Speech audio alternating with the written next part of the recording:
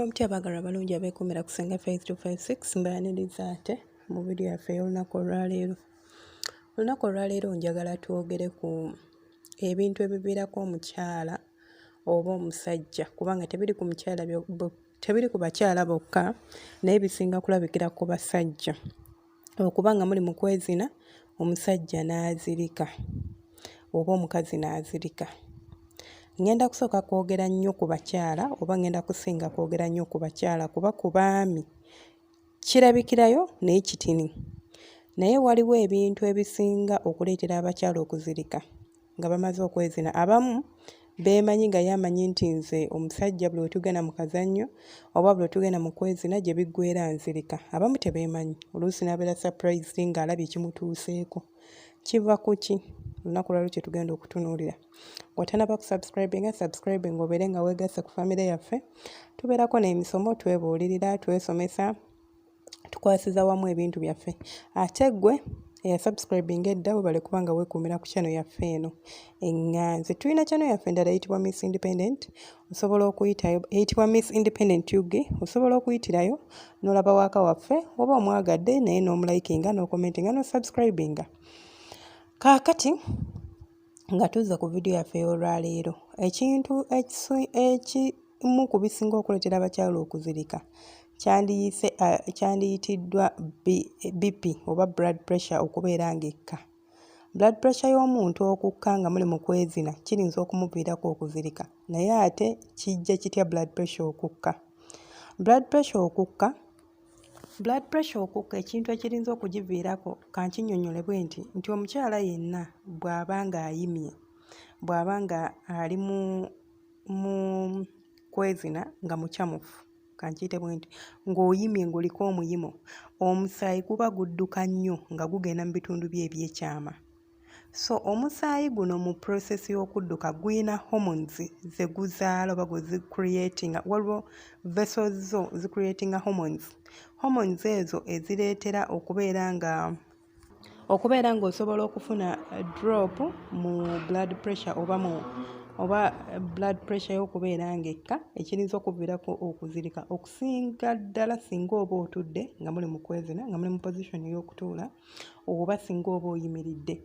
Osobola okwesanga ng'oluzinga consciousness yo oba okubeera ng'osobola okuzirika. Oyinza okuwulira nkamunguluzo, oyinza okuwulira okwetooloola, oyinza okuwulira ekintu kyonna n'owulira ng'ovaako n'ozirika. So blood pressure okugwa kye kimu ku bintu ebirinza okuleetera omuntu okuzirika, naye era n'ekyo nakyo kituukawo ku muntu ng'olina obuzibu bwa pressure. Bw'oba tolina buzibu bwa pressure ng'oli nnomo, oyinza obutafuna buzibu obwo, naye bw'oba olina ekirwadde kya pressure osobola okwesanga ng'olina obuzibu obwo. Edda pressure zaalumanga bakadde, pressure zaalumanga bantu banene, naye kati pressure tekyaliko myaka, pressure tekyaliko size. Omunene ekuluma, omutini emuluma, buli omu mulumira mu size mweba emulumidde oba emulumira mu kifo mweba esobodde omusanga. Kati ensonga endala oba ekintu ekyekirinza okuviirako omukyala okuzirika nga muli mu kwezina oba nga bali mu kwezina. By the way, nga tuzzeeko emabega ku pointi yange esoose, kino ekya blood pressure kisobola n'okuviirako omusajja okuzirika. Kiri rare nnyo okusanga omusajja ng'azirise, naye ate mu bakazi gyekiri, naye ate mu basajja kirwawo. Naye nga n'abasajja, omusajja alina blood pressure, singa blood pressure ye ekka nga bali mu kwezina oba nga muli mu kwezina, okusinziira ku ngeri omusaayi gye guba gudduka mu kaseera ako, naye asobola okuzirika. So pointi yange ey'okubiri egenda kubeera kye tuyita hyperventilation. Ekyo ngenda kinnyonnyola bunnyonnyozi, kiri mu lulimi Luzungu. Omukyala yenna bwe muba muli mu kwezina nga mukyamufu, alina w'atuuka nga assiza kumukumu oba nga assa nnyo oba ng'ali mu kusikina nga naye nga omukka alina engeri w'agutuuka. Kankwegezaapo omukyala nga oli muno n'omusino oba nga bamuweeweeta omusino, alina gy'akyamuka oba nga bali mu muzina nga balina we bamutuuse n'akyamuka. Abakyala kye njogerako mukimanyi ng'owulira tossa. Ekintu kino eno kireeta kye tuyita, ekintu kino kireeta oxygen okubeera nga muyitirivu mu blood streams oba mu musaayi gwo. Omusaayi nga gutambula bwe gubeera nga gufuna oxygen omungi oyo kubanga oba osiza kumu like omanyi nga bakuzina ng'okola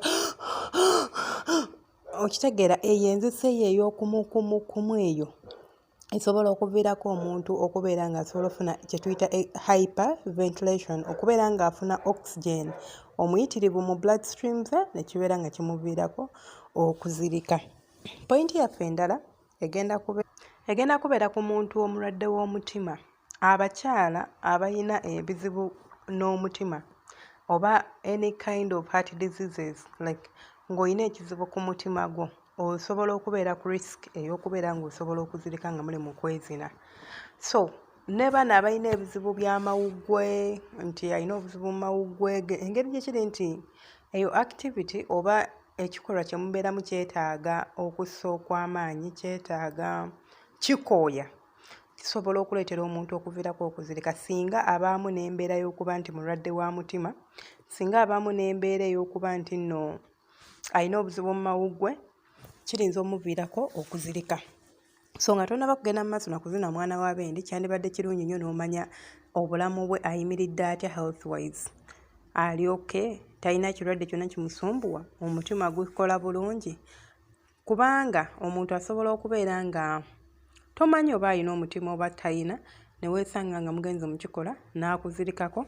Oluusi nno nga girlfriend wo, sorry about that guys, n'obeera nga weereetedde ebizibu. Then point yaffe endala egenda kubeera dehydration. Omuntu ali dehydrated oba omuntu atalina mazzi gamala mu mubiri gwe.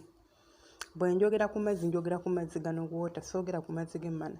Omuntu ali dehydrated asobola okuzirika nga mwezina since mbagambye okwezina kintu ekidraining omuntu, like kimumalamu amaanyi. Weetaaga amaanyi, okitegeera bwe muba muli mu kwezina. So singa obeera tolina mazzi, okusinziira ku ntuuyo z'ofulumya, amazzi g'ofulumya nga bali kuzina, oyinza okwesanga ng'ozirise. Kubanga olaba omuntu atambula butambuzi nga talina mazzi mu mubiri, n'agwa wali n'azirika, ate oyo gw'oli mu kuzina. So omuntu ali dehydrated oba omuntu atalina mazzi mu mubiri kirinza omuviirako okuzirika singa muba nga muli mu kikolwa ky'okwezina. Nga tuzeeko ku pointi yaffe gye nvuddeko ey'endwadde y'omutima, omuntu nga ozirikazirika kyandibadde kirungi ne weekebera obulamu bw'oyimiridde otya. Kubanga okuzirika tekiva mu bbanga. Nzize mbamenyera ebintu ebirinza oviirako omuntu okuzirika. Naye osobola okubeera n'ekirwadde nga tokimanyi nti olina ekirwadde ekyo. Ng'ogamba bwe nkola nnyo emirimu oba bwe ne stress ng'ennyo oba bwe nkola kinzirika. By the way, ne stress ne anxiety. Naye stress gwe njogerako so wa school fees. Omuntu ali anxious ku ngeri gye ku bulamu bwe obw'okwezina. Like waliwo abantu nga bwe kituuka mu kwezina abeera anxious, afuna anxiety. Like yeetya n'abeerawo ne yeeraliikirira, omusajja agenda kunzina, sirina mazzi, oba leero naaba mukalu, oba leero ganaabaamu, oba leero oba nze simanyi kyakukola. Kugamba ne yeeraliikira ne yeeteeka ku pressure.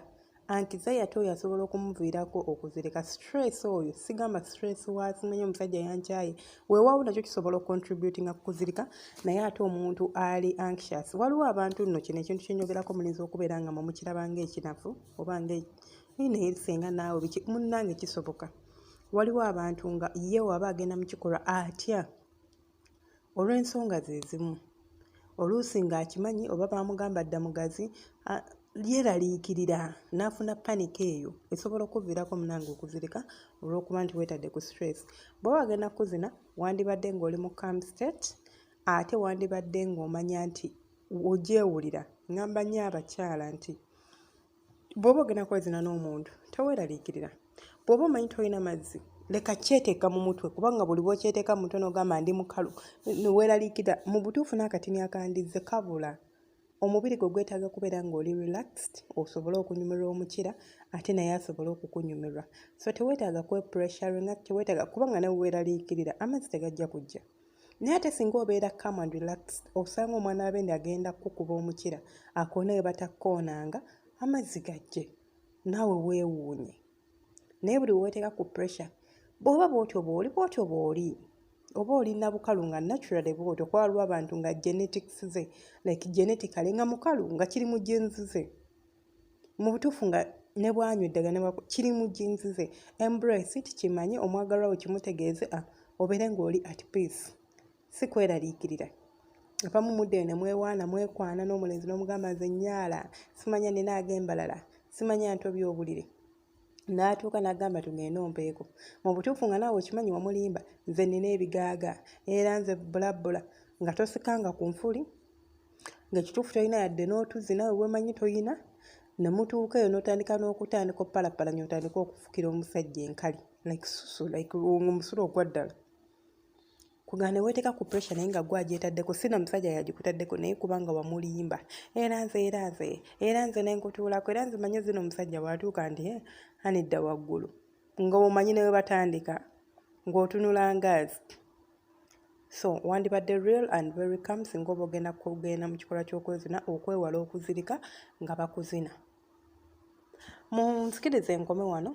Audio eno oba video eno oba ogiwulidde omanya evudde ku Senga Faith 256, jangu ku YouTube yo genda ku channel yaffe tunyoonyeeko ojja kuba genda ku mu search engine wandikamu Senga Faith 256 ojja kuba otufuna obutereevu, osubscribinge, olikinge, okommentinge.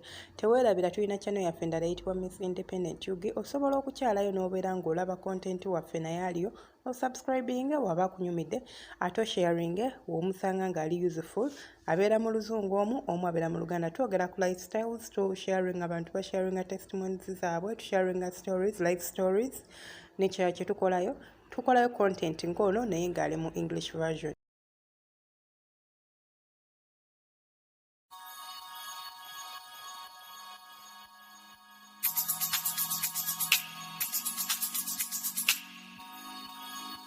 Yeah.